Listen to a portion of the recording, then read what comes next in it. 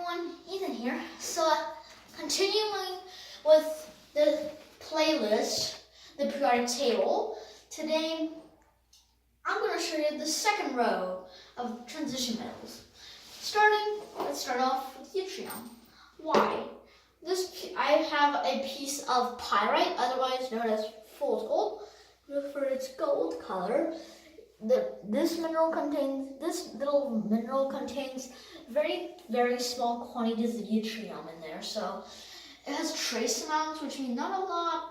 It probably only has a few atoms of it here. Yttrium is actually, if you don't know, here's a fun fact about yttrium. Yttrium is 400 times more abundant in the Earth's crust than silver. So I'll talk about that more when we're on silver. So zirconium. For zirconium, I have one of my tantalum capacitors. You're probably wondering why capacitors have tantalum powder, but this special one has zirconium in it. The zirconium actually helps it run better, and the zirconium is actually pretty sturdy metal, and zirconium if you don't know, but zirconium is used in nuclear reactors. When nuclear reactors explode due to accidents, this is because of the zirconium bar overheating and dropping into the cooling bath of water. That's how the Chernobyl nuclear reactor in Ukraine exploded. So, moving on. Niobium. For niobium, I have a little microchip, because microchips contain very little amounts of niobium. If you don't know, niobium is actually a lot cheaper than gold, and it can replace gold.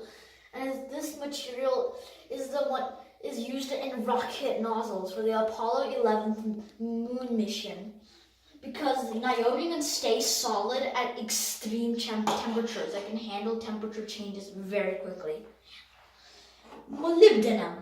For molybdenum, I have another screw head. It has molybdenum in it because molybdenum helps strengthen the steel. It gives the steel more strength, so that's why I collected the screw head for molybdenum. And technetium. This is the only radioactive member, that the lightest radioactive element, and I have some rock here. This rock has very tiny grains of uranium minerals, and the uranium minerals decays to form technetium. Technetium doesn't form that often in nature, but there's traces of it that's been formed but decayed quickly. Most of the world's technetium is formed in nuclear reactors when plutonium, neptunium, or uranium is bombarded with neutrons, or they lose their neutrons. So, ruthenium. Ruthenium is part of the so-called platinum group metals.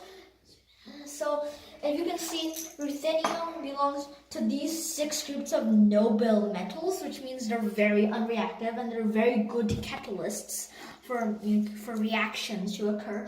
And for ruthenium, I collected some resistors, because ruthenium can make pretty soft material like palladium and platinum incredibly hard. So that's why I collected the resistor for ruthenium. And by the way, ruthenium is actually also used in the nibs of very expensive fountain pens. And it can also be found in catalytic converters of about 3 to 7 grams of ruthenium per converter. So they're regular size converter. Rhodium. Rhodium is the third rarest element on Earth, and I have a little bit of rhodium jewelry, because you can see this jewelry doesn't lose its shine because it's plated with a very thin layer of rhodium. If you know lots about the platinum group metals, you know rhodium is also used in catalytic converters. In fact, all the platinum group metals except osmium is used in catalytic converters, because they are very good catalysts, but they have extremely high melting points. So, yeah. palladium. For palladium, I have a little bit of palladium dust. This dust has like about a few hundred atoms or so of palladium. Palladium is extremely rare, and scientists they're amazed by palladium's property. It absorbs hydrogen, so that's why palladium is used in fuel cells and in hydrogen-powered vehicles, and also palladium very good catalyst for organic synthesis. Silver. For silver, I have a little bit of silver chain. If you know, silver oxidizes very rapidly. This silver chain, I clean it. I clean it once in a while, about once a month, to keep it shiny. And if you know that silver is actually the best conductor of electricity, but copper is more preferred because it's cheaper than silver. But silver is the best conductor, and silver is pretty popular. Silver is found in coins, jewelry, and lots of other stuff. And cadmium. For cadmium, I have a nickel-cadmium battery.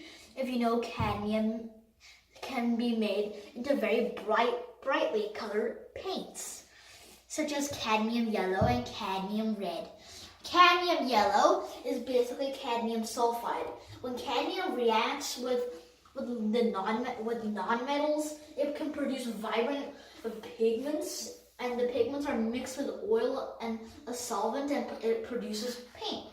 And when cadmium has been fused with an oxide molecule, it produces cadmium oxide, a red colored pigment known as cadmium red. So let's take this time, and I want to take this time and thank you for joining me for this third explanation today. And I hope you'll be here for the next video, and I'll be waiting for you in the next one. Talk to you then.